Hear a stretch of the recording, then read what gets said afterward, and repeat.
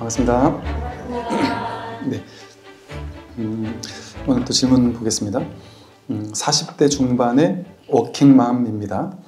일도 가정도 육아도 다 잘 해내고 싶었는데 점점 지쳐가는 제 자신을 보며 마음이 무너질 때가 많습니다.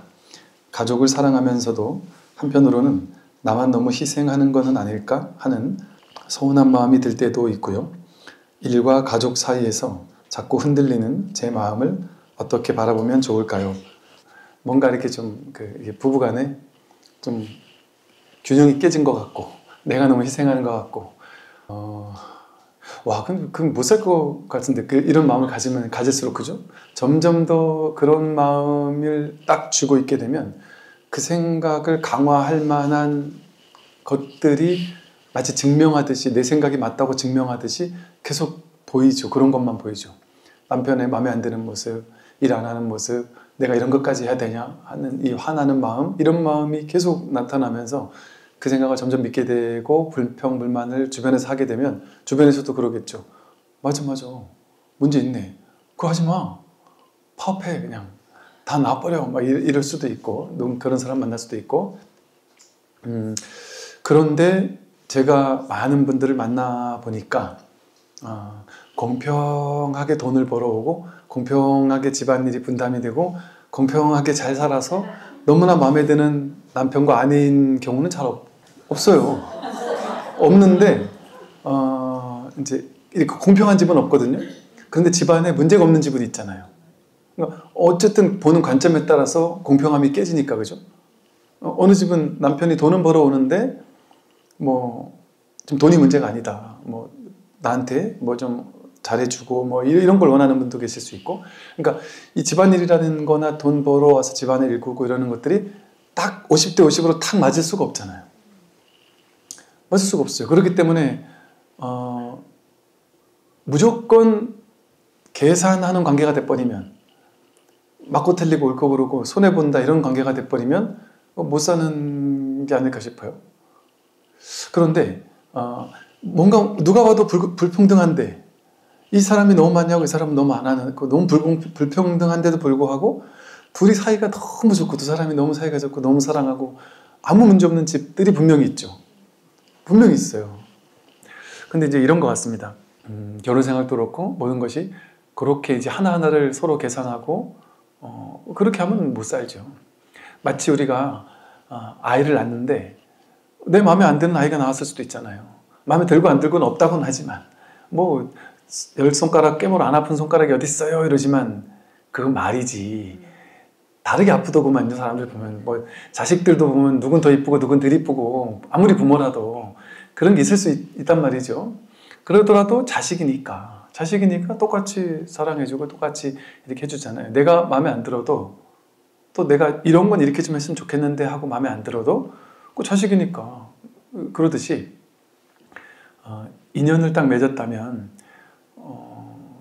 이게 이제 제일 많이 부딪히는 게 자기 생각이 너무 과도하게 고집스러울 때 많이 부딪히는 것 같아요. 근데 그거는 절대 포기 못한다 하면 그거는 방법이 없는 것 같아요.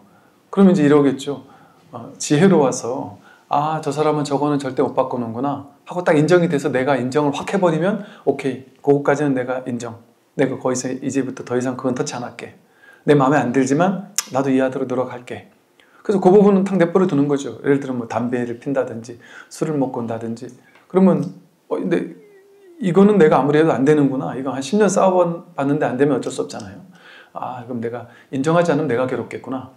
그래서 그냥 지혜롭게 인정해주고 그 이상은 그 대신 하지 말자. 이렇게 해서 잘 맞춰 사는 사람이 있고, 또 이런 경우가 있죠. 내가 그냥 지혜롭게 인정해서 저 사람이 이건 안 되는 사람이구나 해서 오케이. 예를 들어 보살님이 나는 월급이 보살님들이 연봉이 한 2, 3억 되는데 남편은 연봉이 5천만 원밖에 안 되고 이런 집들이 있더구만요. 그럼 보살님 입장에서 남편이 마음에 안 찰 수도 있잖아요.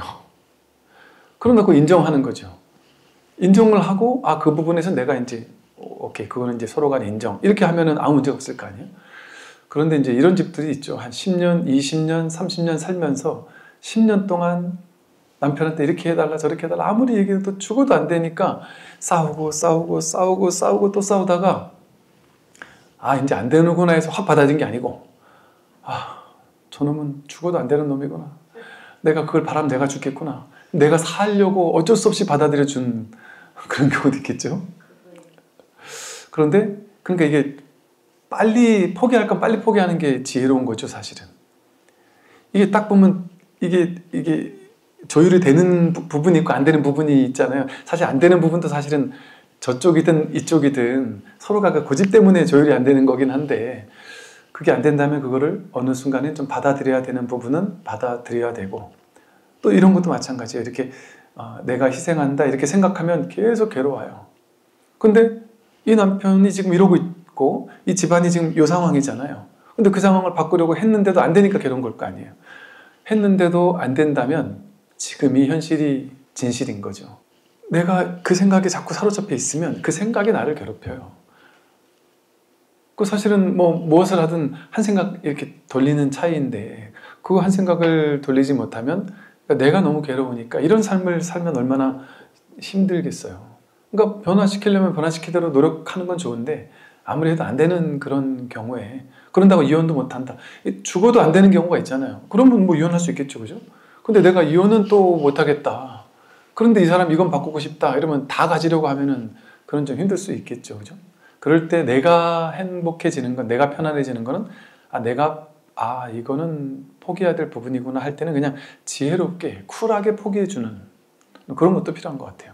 그러니까 그런 게 없으면 죽을 때까지 두 사람이 서로 고집만 부리면 계속해서 부딪히고 계속 힘들지 않을까요?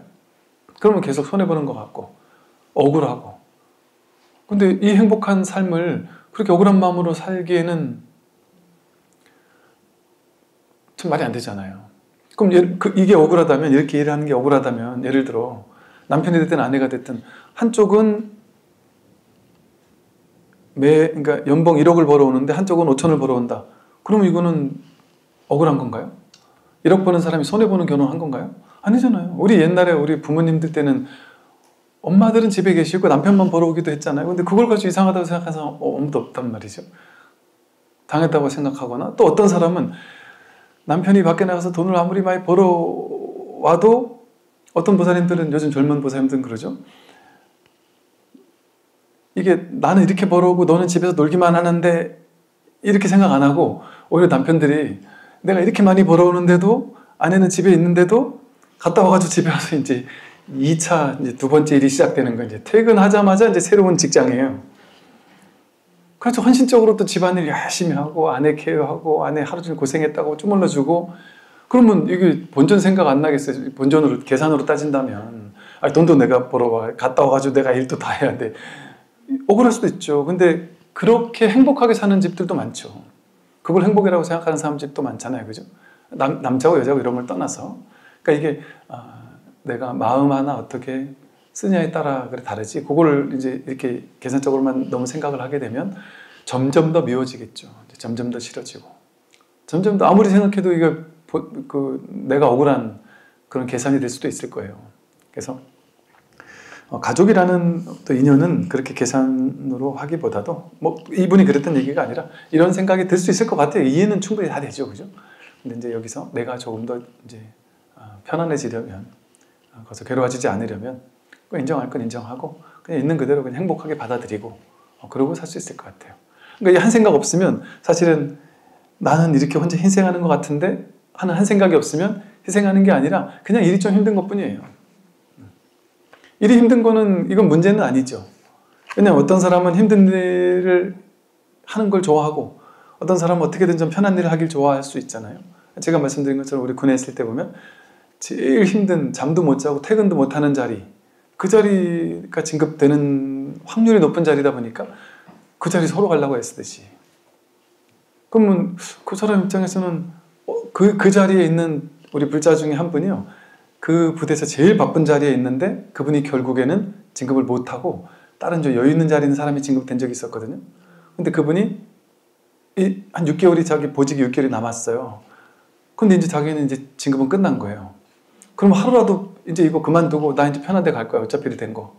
시켜주지도 않고 이거 장난쳐? 지금 이러면서 화가 날 수도 있잖아요.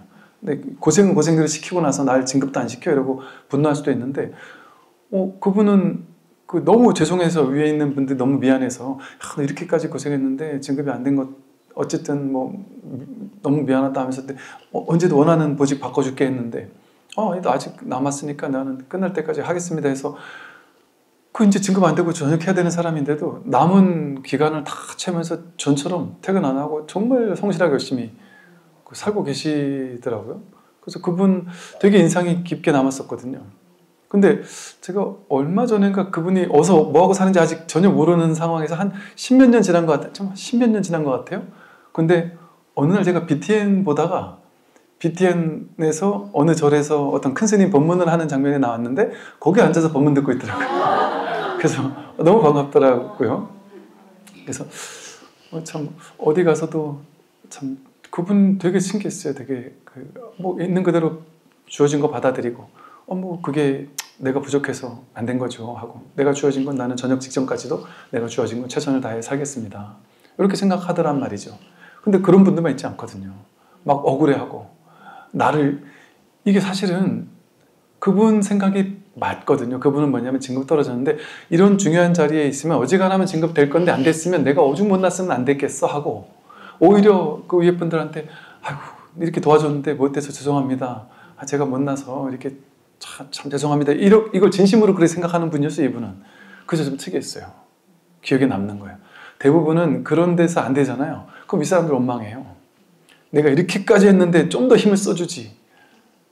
안 시켜줬냐고. 그런데 위에 사람들 입장에서는 힘을 써줘도 안 되는 사람들도 있거든. 이게 경쟁 봤을 때 얼추 비슷했을 때 좀 더 힘을 써줘도 되는 것도 있겠지만 너무 차이가 나버리면 애초에 너무 차이가 나버리면 안 될 수도 있잖아요. 근데 그런 생각을 못하는 경우도 있는 것 같아요. 종종은. 그러니까 보통은 이제 남들을 원망하고 힘 안 써줘서 안 됐다 이렇게 생각하면서 세상을 원망하는 사람들도 있죠. 그래서 그게 자기의 그 한 생각 차이인 것 같아요. 내가 어떻게 마음을 먹고 세상을 바라보고 사람들을 바라보느냐에 따라서 다른 거 같은 생각이 들더라고요. 오늘 이제 진도 좀 보겠습니다. 172조 위에서 두 번째 단이고요. 지난번에 게으름 없이 노력해서 스스로 자성을 본다면 뒷생각이 호련히 끊어져 한 세상 푹 쉬게 된다 그랬어요. 그리고 제가 게으름 없이 노력하는 것은 이 공부에 대한 간절한 발심 이렇게 말을 했어요. 그리고 이 간절한 발심은 선불교를 좋아하는 특별한 불교 신자 일부만 하는 공부가 아니에요. 우리 생각에는 선불교, 불교 신자들 중에도 아주 좀 근기가 수승해가지고 선불교에 눈을 뜬 사람, 그래서 발심을 한 사람, 뭔가 화두가 들릴 정도로 정말 이 공부에 막 매진하는 사람, 그런 뛰어난 상근기만 이 선불교를 공부하는 거지라고 생각을 보통은 하거나 옛날엔 그래 했단 말이에요. 근데 사실은 시절 인연이 아직 안 되어서 그렇지, 그리고 선불교 그러니까 에이 내가 할 게 아니야 라고 이렇게 해서 그렇지, 사실 누구나 종교 상관없고 근기 상관없이 누구나 정말 인연이 잘 맞아져 가지고 이 법문을 잘 들어보면 누구나 이 공부를 안 할 수가 없을 거예요. 왜냐면 이거는 자기 공부이기 때문에, 자기 인생을 자기가 해결한, 자기 문제를 자기가 해결하고 살겠다는 거기 때문에. 그러나 너무 승승장구하고 너무 행복하고 막 기쁘기만 한 사람은 법문을 아무리 들어도 별로 안 하다 할 수도 있죠. 어쩌면 괴로움이 없으니까. 그러나 괴로움이 있고 혹은 자신의 문제를 해결해야 되겠다는 어떤 문제의식이 있는 사람이라면 이 공부는 종교와 상관없어요. 정말 상관없이 누구나 공부를 하지 않을 수 없을 것 같은 생각이 들어요. 그래서 그렇게 이 마음, 간절한 마음으로 공부하는 사람, 그 사람이 게으르지 않은 사람이에요. 그 사람이 방해를 하지 않고 공부하는 사람이라고 했어요. 그렇게 노력해서 공부를 하면 노력하되 노력한 바가 없어요. 노력한다는 생각도 없어요. 왜냐하면 나는 법문을 들었을 뿐인데 그거를 수행한다고 생각 안 해요. 오히려 수행 안 한다고 생각해요. 그러니까 예전에는 열심히 기도를 했다가 매일같이 백발배를 하고 몇 시간 연보를 하고 이렇게 하다가 요즘엔 그냥 법문만 들어요. 그러면서 질문을 해요. 그래가지고 스님 제가 이래도 되나요? 수행을 끊어가지고 수행을 안 해서 요새는 통 수행을 안 해가지고 약간 죄의식이 느껴져요. 초기에는 그렇게 질문하는 사람들이 있어요. 그럼 뭐 하시는데? 그랬더니 그냥 법문만 들어요. 근데 어느 정도 들으세요? 거의 하루 온종일 듣는 것 같아요. 근데 그럼 수행 안 하세요? 그랬더니 수행을 하나도 안 해요. 그래서 죄의식이 들어요. 이렇게 얘기하신단 말이죠. 그게 수행인데 그건 중도거든요. 중도 수행을 하고 있으면서 그건 수행이 아니라고 생각해요. 그게 화두가 들리는 거란 말이에요. 근데 화두가 들렸다는 생각도 없이 들린 거예요. 하루에 함이 없이 하는 제대로 된 수행이란 말이에요, 사실은. 근데 그런 사람들은 내가 옛날에 하던 방식에 특정한 형식을 갖춘 수행을 안 하니까 수행 안 하는 것 같다고 오해할 수도 있어요. 근데 선은 그게 진짜 수행이에요. 그래서 몇 마디 물어보면 아침에 눈 뜨자마자 법문을 왜 듣겠느냐. 법문 듣고 싶어 듣는 게 아니에요. 눈 뜨자마자 뭐지? 도대체 내가 누구지? 도대체 내가 누구야? 이게 너무 궁금한 거예요. 그냥 온종일 그게 그냥 사로잡혀 있는 완전히. 그게 화두가 들려있는 거고 그 상태로 계속 이렇게 살아가는 게 그게 화두가 들린 거거든요. 그게 모른다는 거거든요. 깨닫고 싶다는 거거든요. 발심한 거거든요. 그게. 근데 그거는 수행한다는 생각은 전혀 안 들어요. 내가 뭐 수행하는 것 같지도 않아요. 그러니까 부처님 당시 어땠겠어요? 부처님 법문 듣는 게 수행이었어요. 모든 제자들이 부처님 법문 듣고 깨달았지 뭐 해다가 깨달았어요? 법문 듣다 깨달았죠. 다. 선의 초기 황금기 때도 다 법문 듣고 깨달았단 말이에요. 그러니까 법문 듣는 게 수행이란 말이에요. 그런데 다행스럽게도 법문 듣는 수행을 하는 사람은 내가 수행한다는 생각도 없어요. 상도 없어요. 하되 함이 없이 하는 거예요. 이게 진짜 중도의 공부예요. 이렇게 꾸준히 오래오래 하다 보면 저절로 스스로 자성을 보게 된단 말이에요. 이렇게 해서 자성을 본다면 뒷생각이 호련히 끊어져. 뒷생각. 딱 보자마자 이 첫 번째 자리에는 분별이 없어요. 이 봄이 하나뿐이란 말이야. 분별이 없어요. 근데 뒷생각에 끌려가가지고 보자마자 해석하고 보자마자 이 봄의 자리에 있지 못하고 본 것을 해석한 거기 끌려가서 그 해석한 뒷생각에 끌려다니는 거예요. 어떤 소리를 듣자마자 듣는 소리는 아무 문제가 없어요. 무슨 소리가 됐든. 근데 그 소리를 듣자마자 뒷생각에 쫓아가가지고 그 생각은 좋다 나쁘다 듣기 좋다 듣기 싫다 하는 분별에 끌려가서 그 소리를 그렇게 내가 뒷생각에 끌려다니면서 재해석해버린 거예요. 그러면서 세상이 있는 그대로 보이지 못해요. 있는 그대로의 세상이 뒷생각에 속아서 그 뒷생각은 무슨 생각이에요? 분별 없이의 생각들이에요. 업의 필터로 걸러져 있는 그러니까 업대로 보는 거예요. 있는 그대로 못 보고. 그러니까 있는 그대로 보면 아무 문제가 없는데 자기 업대로 보니까 세상이 다 문제인 것 같아요. 나한테 문제가 있는 것 같고 세상에 문제가 있는 것 같아요. 그 뒷생각에 끌려다녀서 그래요. 그런데 이렇게 자성을 본다면 뒷생각이 호련히 끊어져서 끌려다니지 않는단 말이에요. 아무리 많이 뒷생각이 올라오더라도 그 생각에 끌려다니지 않고 그 생각을 마음껏 활용해 쓸 수 있어요. 그걸 이제 뒷생각이 호련히 끊어졌다고 해요. 그래서 한 세상 푹 쉬게 된다. 이렇게 자기 생각에 속지 않으면 이 말이 뭐예요? 깨달으면 자기 뒷생각에 속지 않아서 한 세상 푹 쉬게 된다. 어디에 속지 않는 거예요? 자기 생각에 속지만 않으면 한 세상 푹 쉬게 됩니다. 이 세상이 나를 괴롭히는 것 같아서 세상이 바뀌면 나도 푹 쉴 수 있다고 생각하잖아요. 아니에요. 명백하게 아니에요. 내가 돈이 없어서 괴로워하니까 돈만 생기면 나는 한 세상 푹 쉴 수 있을 것 같잖아요. 수조원이 있으면 행복할 것 같잖아요. 진짜 그럴까요? 아니, 수조원 가지고 예를 들어 여러분 매일같이 마음껏 사 먹을 수 있어요. 그게 너무너무 즐거울까요? 며칠 행복한데 그 행복한 며칠 동안 살이 디룩디룩 찌면서 몸은 망가지면서 그래 될 거예요. 그러면 머지않아 바로 깨달을 거예요. 본인 스스로. 아, 이렇게 하면 안 되는구나. 그렇게 하면 안 된다는 걸 스스로 깨달아져요. 근데 지금은 우리가 너무 많은 돈이 없으니까 저절로 어쩌다 한번 시키잖아요. 이게 얼마나 좋은 일이에요. 어쩌다 한번 시키는 이게 얼마나 기쁜 일이에요. 펑펑 시키지 않게 되는 인연이 나를 돕는 인연이죠. 마음껏 시켜먹는다고 그게 좋지 않아요. 근데 우리는 생각 속을 사니까 똑같은 아파트 살면서도 사람이 다 부자다 가난하다라는 생각은 다르잖아요. 왜 그래요? 있는 그대로의 눈앞에 현실을 사는 게 아니라 생각 속을 살아서 그래요. 그러니까 생각 속을 살면 나는 몇십억짜리 집에 살아, 나는 싼 집에 살아, 나는 전세 살아, 나는 월세 살아, 나는 자가에 살아. 그거 생각이잖아요. 그 생각이 없으면 문제 없어요, 사실은. 우리가 문제라고 생각하고 나는 부자라 생각, 가난하다고 생각하고 그 생각에 끌려다니며 사니까 그런 것이죠. 문제가 될 뿐이죠. 그리고 그 뭐 많이 있다, 부자다라는 생각이 정말 나를 행복하게 해준다라는 보장도 없어요.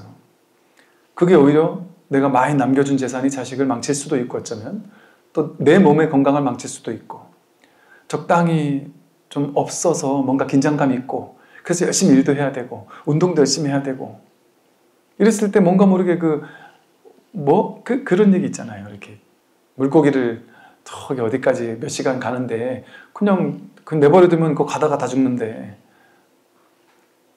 그 무서운 물고기 하나를 잡아 넣어가지고 그거 피해 다니느라고 긴장하고 있으면 다 산다고. 그럼 우리 인생도 똑같죠. 무한한 돈과 모든 게 다 주어져서 그냥 마음 편히 살 수 있으면 그거 불행하다니까요. 제가 봐서 알아요. 꿈에 그리던 그 진급이 되고 완전 명예를 얻고 돈도 생기고 그랬는데 그러고 나서 6개월 안 있다가 갑자기 갱년기가 왔어요.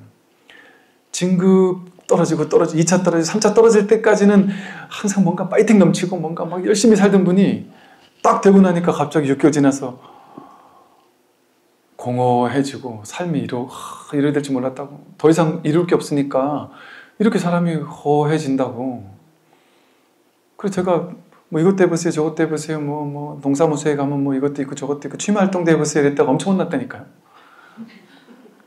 스님, 진짜 모르면 말을 마세요. 뭐 아무것도 하고 싶은 생각이 없다는데 뭘 자꾸 해보래요. 아무것도 하기 싫어. 맛있는 음식도 맛있는 음식을 먹기 싫어요. 아무것도 하기 싫다니까 뭐 할 말이 없대요 진짜. 수행도 하기 싫고 깨달음도 싫고 다 싫대요. 이럴 수가 있겠구나. 사람들이 원하는 걸 다 이루는 것이 그게 완전히 행복하진 않을 수도 있겠구나. 뭔가 모를 이렇게 삶에 대한 긴장감 좀 없음. 이게 우리를 살아있게 만드는, 우리를 뭔가 더 파이팅 넘치게 만드는 그런 게 있는 것 같아요. 그러니까 옛날 우리 어르신들은 죽을 때까지 농사를 짓지 않으면 하루 못 먹고 살았잖아요. 저희 아버님 그러시거든요. 그 텃밭에 늘 이렇게 이걸 심고 거두고 하시는데 그 텃밭이라고 하기에는 좀 커요. 근데 그거를 그 연세에도 계속 그걸 꾸역꾸역 그걸 다 그 넓은 데 다 하세요. 어머님이 옆에서 맨날 제발 밥만 하자. 우리 먹어도 이거 쓸데없는데 밥만 하자. 맨날 그래도 알았다 해놓고 나서 하다 보면 또 다 하시는 거예요. 그래서 나중에 왜 도대체 이렇게 하시냐고 여쭤보면 그런 얘기를 하시더라고요. 이게 나를 살리는 것 같다고. 내가 만약에 이거 안 하면 나는 금방 죽을 수도 있다고. 근데 이거 해야 된다는 생각 때문에 비 오나 안 오나를 받다가 비 오면 막 신나가지고 이렇게 물 안 줘도 되니까 막 신나게 이렇게 기뻐하고 또 비 오고 나면은 또 이제 또 잡초 뽑아줘야 되니까 또 나가가지고 막 잡초 뽑아야 되고 뭔가 삶에 이렇게 늘 긴장감이 없을 수가 없는 거예요. 삶의 순환 주기에 따라서 또 겨울에는 또 이걸 어떻게 잘 단돌이해서 내년에 어떻게 할지 또 이렇게 해야 되고 이런 하나하나들이 나이 드는 거를 뭔가 이게 긴장감을 놓을 수 없게 만드는 거예요. 근데 어머님이 꿈에 그리는 저 앞에 아파트로 이사 가자 그렇게 하셨는데 어머님은 설득을 했더라고요. 저기 가는 건 좋은데 저기 가서 아무 할 일 없이 내가 그냥 이래 있으면 나도 금방 죽을 것 같은데 여기서 그 땅을 밟고 이래 있으니까 그렇다고 이제 어머님한테 같이 일하자는 얘기는 안 하거든요. 그러면 된 거 아니냐. 그러니까 그래 뭐 나한테 과도하게 시키지 않으면 됐다. 이렇게 해서 서로 타점을 보신 것 같더라고요. 그냥 그럴 수 있는 것 같아요. 뭔가 너무 이렇게 그냥 그 긴장감이 삶에 없어도 힘들 수도 있어요. 어쩌면. 그래서 지금 있는 이대로의 자기에게 주어진 현실은 아무 문제가 없거든요. 그런데 뒷생각에 자기가 만든 분별로 만든 뒷생각에 끌려가기 때문에 세상이 괴로워진 것뿐이에요. 지금 눈앞의 현실은 언제나 완전해요. 아무 문제가 없어요. 완전해요. 내가 생각으로 그 완전한 세상을 불완전하다고 해석하기 때문에 불완전해진 거예요. 모든 일은 일어나야 하기 때문에 일어나요. 근데 내가 그것을 일어나면 안 됐던 거야 라고 해석하면 곧장 그 생각, 해석 때문에 괴로워지기 시작해요. 그 해석이 없으면 아무 문제 없. 아프고 병이 있잖아요. 아프고 병 있는 건 문제일까요? 아프고 병 있는 건 문제가 아니에요. 당연히 사람은 늙고 병들고 병이 들어야 돼요. 당연한 거예요. 아픈 건 당연한 거예요. 자연스러운 거예요. 그리고 아파야 건강의 소중함을 깨닫게 되고, 아파야 내가 지금까지 잘못해오던 어떤 삶의 습관 같은 거, 안 좋은 음식 막 먹고 술, 담배 막 먹고 하던 습관도 좀 고칠 수 있는 여지도 있고, 모든 것은 다 필요해서 일어난단 말이에요. 또 내가 아픈 걸 통해 내가 잘못된 습관으로 인해서 쌓였던 어떤 안 좋은 탁한 에너지 같은 것들이 병으로 이렇게 풀려나가기도 하고, 그래서 다시 재생되고 정화되기도 하고. 그러니까 지금 삶의 모든 일들은 일어나야 할 일이었어요. 일어나야 하니까 일어난단 말이죠. 그게 왜 문제가 되죠? 전혀 문제가 아니에요. 뒷생각에 끌려가지만 않으면, 한 생각으로 지금 있는 이대로의 삶을 자기식대로 재해석하지만 않으면. 그래서 부처님 8중도의 가르침의 첫 번째는 정견이거든요. 뭐만 하면 돼요? 있는 그대로 보기만 하면 그게 해탈이에요. 아무 문제가 없으니까요.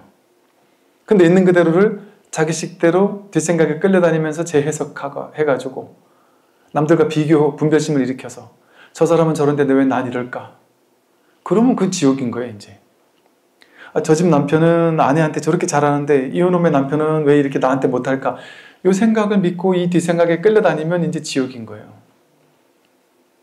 그 사람이랑 나랑은 업이 다른데 어떡하겠어요? 내 업대로 남편 만나는 건데. 아마도 전생에, 예를 들면 전생에 그 보살님은, 남편이 잘해주는 그 보살님은, 옆집 아줌마는 전생에 당신이 남편한테 헌신을 엄청 했겠죠. 그러니까 이번 생에 남편한테 헌신을 받겠죠. 그러니까 나는 전생에 내가 남편을 엄청 힘들게 했겠죠. 그러니까 이번 생에 남편이 날 힘들게 하겠죠. 그럼 다 쌤쌤이잖아요. 어느 집이나 다 평등하단 말이에요. 다 이 업이라는 건 다 균형 있게 일어난단 말이에요. 억울한 게 없어요. 남들과 비교할 이유가 전혀 없는 거예요. 왜? 자기 업습대로 자기 삶이 벌어지는 건데. 그러니까 남들의 인생을 기웃거리면서 왜 저러지 못하지? 난 왜 저러지 못할까? 그 사람과 비교할 하등의 이유가 없는 거예요. 그건 왜 그러겠어요? 인연을 모르니까, 업을 모르니까. 그러니까 몰라서 그러는 거예요. 그러니까 모르면 어떻게 해야 되느냐? 모른다라는 걸 인정해야 돼요. 모른다라는 걸 인정하면 남들과 어설프게 비교하지 않게 돼요. 저 사람은 저렇게 막 열심히도 안 했는데 돈이 막 벌려요. 그거 지금 복을 까먹고 있는지 어찌 알겠어요. 그럼 비교할 필요가 없구나. 저 사람은 복을 막 까먹고 있을 수도 있고, 나는 열심히 했는데도 돈이 안 벌려요. 나는 지금 복을 짓느라 이러는 걸 수도 있잖아요. 그럼 이게 복의 잔고가 나는 늘어나고 있고 저 사람은 까먹고 있을지도 모르잖아요. 그렇게 생각하면 저 사람이 승승장구해도 저 사람은 복을 지금 받고 있으니까, 그러면 비교할 필요가 없잖아요. 저 사람은 저걸 선택한 거고 난 이걸 선택한 거고. 그러니까 그 다를 뿐이지 좋고 나쁜 건 아닌 거죠. 그러니까 저 사람은 지금 맛있는 걸 먹을 뿐이고 나는 다음 타임에 나는 맛있는 걸 먹어야 될 타임인 거죠. 그럼 누구나 먹을 때가 오면 먹는단 말이에요. 근데 그것도 못 기다리고 저 사람이 맛있는 거 먹는다고 해서 비교해서 저들은 맛있는 거 먹는데 왜 난 못 먹어 하고 할 필요가 없죠. 인연이 다른 것이죠, 인연이. 내가 성공해야 될 타임이 다른 거예요. 다른 방식의 성공일 수도 있고, 아니면 이번 생에 나는 근데 스님 뭐 시절 인연이 좋은 타임이 온다면서요. 근데 저는 나이 60, 70, 80 될 때까지 계속 괴롭던데요? 어찌 알겠어요. 모를 뿐인데. 남들은 막 30대, 40대, 50대 성공하는 사람들은 전생에 성공 못 해봤으니까 이번 생에 팍팍팍 성공할 수도 있고, 나는 한 10생, 100생을 계속 성공만 하다가 너무 지겨워가지고 다음 생에 내가 좀 실패하는 인생을 살아봐야지 하고 왔을지 모르죠, 어쩌면. 그래서 이게 균형의 법칙엔 다 평등하다니까요. 자기가 너무 인물이 좋게 태어나면 다음 생에 뭘 신기게 태어날 확률이 높을 수도 있다 그래요. 왜? 자기가 너무 잘나게 태어나고 우월감에 사로잡히면 나도 모르게 남들을 무시한다 그래요. 못난 걸 무시한다 그래요. 자기 우월감에 사로잡히고. 그럼 남들을 무시하는 업을 짓잖아요. 너희들 못났다 하는 업을 짓잖아요. 그러면 자기가 그렇게 태어나는, 못난 업으로 태어나는 거예요. 내가 그걸 연습했으니까. 그러니까 이게 업은 균형 있게 반복된단 말이죠. 그러니까 억울할 게 하나도 없어요. 그리고 이 말도 방편이라는 걸 아실 건데, 이 말이 방편 있는 진실이 아니란 얘기잖아요. 이 말을 제가 얘기하고도 찜찜해요. 이렇게 얘기하면 쏙쏙 이해는 되겠다 싶지만 찜찜한 이유가 뭐겠어요? 이 말은 나를 기정사실화 해놓고 나를 상정해놓고 했던 말이잖아요. 내가 윤회한다라는 생각을 상정해놓고 한 말이잖아요. 내가 없어요. 다 나란 말이에요. 그러면 저 사람이 잘하고 있는 게 나고 못 살고 있는 것도 나고 전부 다 나라면 여기서 비교할 필요가 뭐가 있어요? 힘들어하는 사람 도와줄 수 있을지언정. 잘하는 사람 어떡하겠어요? 내가 잘한 거니까 놀랍게도 수희 찬탄을 진심으로 기뻐해 줄 수 있죠. 그럼 지금 곧장 해탈이죠. 뭐하러 이걸 힘들게 전생 내생까지 불러와가지고 업이 어쩌고 저쩌고 하면서 그거는 사실은 근기가 낮고 지혜가 낮은 사람에게 어쩔 수 없이 하는 방편의 말인 거예요. 그럼 지금 이렇게 하려면 어떻게 해야 돼요? 이렇게 동체대비심을 깨달으려면 자기 마음을 깨달아야 된단 말이에요. 그러면 저절로 윤회를 들먹을 필요가 없어요. 저절로 비교할 생각이 없어요. 그냥 안목이 생긴단 말이에요. 불이법의 안목이. 둘이 아닌 이 한마음의 안목이 생긴단 말이죠. 그러면 뭐 윤회가 어쩌고 저쩌고 떠들 필요조차 없어요. 남들과 뭐 어쩌고 하면서 비교 분별하는 걸 막 억지로 합리화시키고 그럴 필요가 없어요. 그거 다 허망한 망상이에요. 그 또한. 지금 여기서 완전 평등이에요. 지금 여기서. 서로 다른 그대로 완전 평등이에요. 지금 이대로. 근데 왜 평등이 아닐까요? 요게 나니까. 요것만 나라고 생각하니까 저들이 나보다 더 잘났고 더 젊고 몸도 안 아프고 나는 왜 몸도 아프고 내가 있어서 그런 거예요. 모든 문제는 이 나에서 만들어져요. 나라는 허망한 분별 망상이 있으니까 내가 남들과 비교해서 더 괴롭다. 이런 망상이 생겨나는 거예요. 근데 내가 사라지면 어때요? 무아를 깨닫게 되면 법신으로 깨어난다니까요. 지난 시간에 말한 것처럼 법신을 찾고자 한다면 법에 대한 그 상을 떠나면 된다. 이 법신을 깨닫는 거예요. 내 몸이, 요 몸이 육신이 내 몸이 아니라 이 허공법신 전체가, 온 우주법계 전체가 이 법신이 나구나라는 걸 깨닫게 되면 모든 문제는 그냥 저절로 해결돼 버리는 거예요. 문제가 사라져요. 저절로 불이법에 삶을 살게 되니까 아무런 문제가 없어요. 그게 정멸이죠. 그게 해탈이고 열반이죠. 지금 있는 이대로 아무 문제가 없는 거예요. 그렇다고 현실적 문제가 사라진 건 아니에요. 아픈 사람은 계속 아프고 늙은 사람은 계속 점점 늙어가고 그래요. 부처님도 탁발하러 다니다가 막 잘못 드셔가지고 뭐 병난 적도 여러 번 있었고 열반하시기 전에 뭐 잘못 드시고 또 그러기도 했지만 그 전에도 열반의 길을 떠나기 전에도 또 막 너무 힘들어가지고 거의 막 죽을 고비 같이 막 힘들었던 적도 있었어요. 근데 우리는 이렇게 생각하는 사람도 있거든요. 도인은 아프면 도인이 아니다. 또 도인이 수술할 때 마취 주사를 놓으면은 진짜 도인인지 의심해 봐야 된다. 뭐 이런 식으로 생각하는 사람조차 있다니까. 완전히 초월한 사람이 어떻게 아플 수 있냐? 현실은 그대로 있어요. 현실은 그대로 있단 말이에요. 현실의 차별성은 그대로 있어요. 이 차별된 이대로가 무분별한, 차별할 수 없는 법임이 확실해지는 거지. 이 현실 세계가 그냥 갑자기 다 똑같아지는 게 아니라 똑같이 재산도 똑같아지고 뭐 외모도 똑같아지고 이래지는 게 아니에요. 모든 문제가 사라지는 게 아니에요. 문제가 있는 그대로 문제가 전혀 없구나라는 사실이 분명해지는 거예요. 늙고 병들고 죽는 문제가 전혀 늙고 병들고 죽는 문제가 아닌 것이 분명해지는 거예요. 그렇게 되게 되면 한 세상 푹 쉬게 되는, 푹 쉰 채로 이제 마음껏 현실을 살아요. 이제 똑같이 돈도 벌고 일도 하고. 그러나 푹 쉰 채 하는 거예요. 푹 쉰 채. 그 누구와도 비교 분별하지 않고 괴로움을 새롭게 만들어내지 않은 채 완전히 푹 쉬었는데 현실은 계속 살아요. 꿈은 계속 일어난단 말이에요. 꿈의 세계는. 대승의 법을 깨닫는다면 견성하게 될 것이니 이 참된 가르침의 바른 법의 실상을 깨닫게 되면 견성, 자기 성품을 확인하게 될 것이니 공손하게 합장하고 지극한 마음으로 구해봐라. 이 법에 대해서 내가 누구냐, 이 진실이 뭔지를 공손히 합장하는 게 뭐예요? 마음이 여기저기로 흩어지지 않게 온갖 분별로 쏟아내지 않게 이렇게 하나로 이렇게 딱 모아서. 또 공손하다는 건 뭐예요? 자기 잘난 생각을 따라가면 공손해질 수가 없어요. 하심할 수가 없어요. 자기 잘났다는, 자기가 안다는 생각이 막 많아지니까. 근데 모를 뿐 하는데 눈을 뜨면 겸손해지고 하심하고 공손해져요. 공손하게 합장하게 돼요. 마음을 하나로 이렇게 다 모으게 된단 말이에요. 오로지 공부로 마음을 모으게 되죠. 오로지 합장하고 지극한 마음으로, 정말 간절한 마음으로 구하게 된단 말이에요. 해능대사께서 말씀하셨다. 선지식들이여 이 개송을 지니십시오. 이것에 의지해 수행하면 언하의 자성을 보게 됩니다. 말 끝에 법문 듣다가 문득 깨닫게 된단 말이에요. 근데 법문이 다 이해돼. 이러면 궁금하지 않겠죠. 그러니까 이해 안 되는 부분을 만날 때 자꾸 이해하려고 머리를 굴리면 안 된단 말이에요. 그러니까 저절로 이해되는 건 어쩔 수 없이 내두면 되고 내버려두면 되고, 그러더라도 법문을 계속 듣는 이유는 뭐예요? 100% 소화가 안 되니까 듣는 거거든요. 그럼 소화 안 되는 부분을 만날 때가 좋은 시절이에요. 법문 잘 듣고 있는 거예요. 그걸 자꾸 머리로 굴려가지고 해석하려고 하지 말아야 된단 말이에요. 해석돼버리면 내가 저 얘기 뭔지 이제 알았어 하게 되거든요. 이제 알았어 하면 아는 마음으로 들어서 그 얘기 나올 때마다 그렇게 돌려버려요. 그 얘기 나올 때마다 저거 내가 아는 거 내가 전에 이해했어.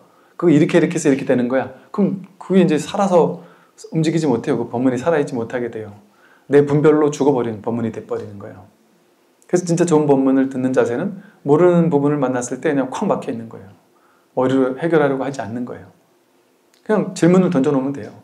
그러면 내 머리에서 지금 답이 나오는 게 아니라 그냥 온 존재가 저절로 그냥 답으로 드러난단 말이죠. 언하의 자성을 보게 되니 비록 나와 천리를 떨어져 있더라도 항상 내 곁에 있는 것과 같습니다. 스승과 천리만리 떨어져 있어도 자기 마음이 정말 간절하면, 그래서 이게 여러분 집에서 법문 듣는 방법이에요. 근데 이게 쉽지 않거든요. 집에서 직접 찾아가서 듣는 것 같은 심정으로 집에서 듣는 일은 이게 어째 쉽지 않은 일이잖아요. 저 스님하고 나하고 단둘이 앉아가지고 내 눈을 쳐다보면서 나한테 직접 하는 소리야 이런 심정으로 들으면 깨달을 수 있단 말이에요. 천리를 떨어져 있어도 눈앞에 있는 거랑 똑같단 말이에요. 그런데 그런 심정이 되기가 쉽지가 않아요. 여러분 스승이 예를 들어 여러분 눈앞에 딱 데려다 놓고 앉혀가지고 법문을 막 계속 한다 해보세요. 그러면 나를 위해서 이렇게 막 얘기해 주는 게 고마워서라도 계속 듣고 앉아 있잖아요. 1시간 지나도 그냥 앉아 있잖아요. 근데 여러분 혼자서 집에서 들으면 10분, 20분도 못 들어서 오늘 많이 들었다 하고 끄든지 뭐 딴짓하면서 듣는단 말이에요. 집중이 안 돼요. 그런데 그게 직접 듣는 것 같은 심정이 되겠어요? 근데 그러더라도 되는 경우는 어떤 경우냐? 너무 간절하면, 괴로움에서 벗어나야 됐다는 생각이 너무 간절하면 정말 그 법문 하나 듣는 걸 너무 간절하게 들어요. 그래서 사실은 지금같이 법문이 많은 시대가 한편으로는 좋은 시대인데 한편으로는 좀 안 좋은 시대인 건 너무 많고 언제나 들을 수 있으니까 법문을 대하는 태도가 너무 대충대충 슬렁슬렁 뭐 그냥 또 조서리 뭐 이러고 그냥 뭐 별 간절하게 안 듣는 거예요. 내 자세에 따라 달라요. 내 자세가 정말 뭔가 나를 콱 막히게 하는 어떤 법문을 들었을 때 이것저것 막 모든 법문을 다 들어야 되겠다 이런 생각 하지 마시고 이렇게 듣다가 뭔가 확 와닿는 그런 법문이 있잖아요. 그럼 그거 딱 체크해 놓고서 뭐 이렇게 따로 이렇게 빼놓을 수 있잖아요. 그래서 그걸 2번, 3번, 4번 계속 듣는 것도 나쁘지 않은 방법이에요. 더 간절하게 막 듣고 또 듣고 또 듣고 하면 그게 그냥 100% 자기께 될 수가 있을 거란 말이죠.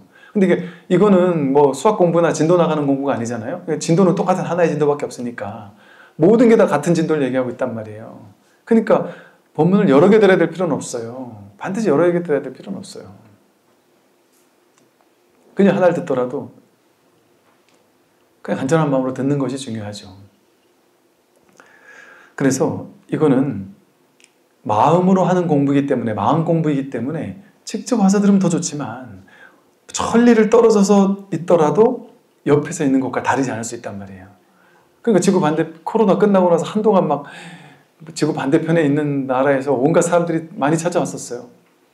유튜브를 통해서 지구 반대편에서 매일 듣고 있다라면서. 근데 그 온라인으로 지구 반대편에서 듣기만 했을 뿐인데 이 공부가 상당히 많이 성숙된 그런 분들을 많이 봤단 말이에요. 그거 된단 말이에요. 안 되는 공부가 아니에요. 멀리 있다고 못하는 게 아니에요. 어나에 문득 깨닫지 못한다면 얼굴을 마주하고 있더라도 천리나 떨어져 있는 것과 같습니다. 저희가 이걸 제대로 정말 처음 듣는다는 심정으로 매일매일 들어야 돼요. 그래서 그러지 않으면 1년, 2년, 3년, 전 몇 년 들었어요. 몇 년 들었어요가 중요한 게 아니에요. 왜 몇 년 듣고 나면 내가 다 알거든요. 그 다음에 어디서 숨을 쉴지, 어디서 무슨 말을 할지, 무슨 비유를 들지 다 안단 말이에요. 비유 다 알아요. 그 사람들이 법은 모르고 비유만 다 알고 있어요. 그러니까 낙처는 모르고. 그래서는 안 된다는 것이죠. 네, 오늘 여기까지 말씀하십시오. 공부하십시오.